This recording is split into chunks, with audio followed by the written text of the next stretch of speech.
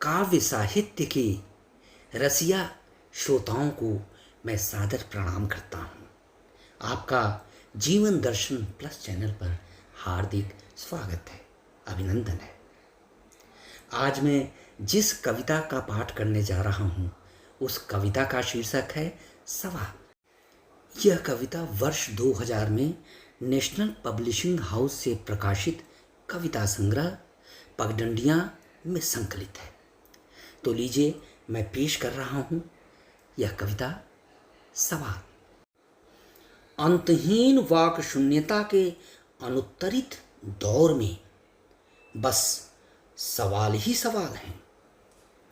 अंतहीन वाक शून्यता के अनुत्तरित दौर में बस सवाल ही सवाल हैं। भय और कायरता के कीचुल से लुंज बने काल परिध में बेवजह कैद काट रहे बेशुमार गूंगे बहरे सवाल हैं। नपुंसक सवालों के बलबूते पर योग्य उत्तर पैदा नहीं हो सकते। उसके बांझपन में कुछ भी बोलो वह अंकुरित हो छायादार वटवृक्ष नहीं बन सकता। इसीलिए अब कहीं भी छाया नहीं है। भ्रष्टाचार के गरल ग्रीष्म काल में संस्कृतियां, समाज, इंसान सभी धूं धूं कर जल रहे हैं और जल रहे हैं उनके मन में दफन असंख्य मृत अर्धमृत सवाल, जो उनकी आंखों से बिंबित अपनी मनहूस छायाएं नहीं उतार सकते इस जमीन पर और नहीं बन सकते हथियारबंद दमदार सैनिक।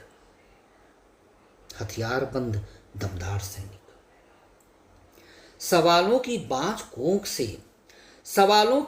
कोख से उत्तर पाने के अदम्य दौर में पराजय के पूर्वाभास ने सवालों को और ताना लिबास में इस कदर जनाना बना दिया है कि लोकतंत्र के रंडी खाने में उनकी खूब छलने लगी है कामातुर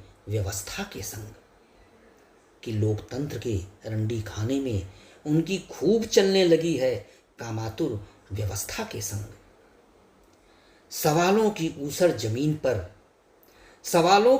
जमीन पर बुतनुमा खड़े होकर सिर पर सवालों का आसमान ढोते चतुर्दिक भनभनाते सवालों से घिरे रहना ही हमारी नियति है। दरअसल आदमी फिजूल बेफिजूल जरूरी गैर जरूरी सवालों का सबसे बड़ा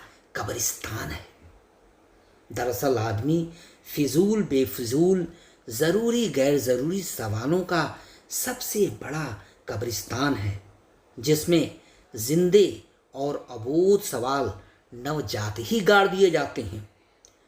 इसके पहले कि हम सवालों के गर्द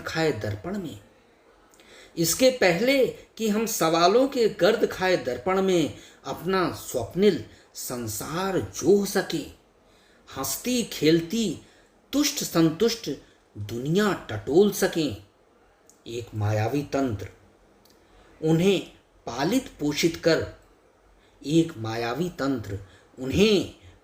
पोषित कर भाषा और अर्थ पहनाने और सामाजिक व्याकरण से शिष्ट बनाने के बजाय अपने आदमखोर पंजों से उनका गला घोंट उनकी बेजुबान लाशें हमारी गोद में पटक देता हूँ।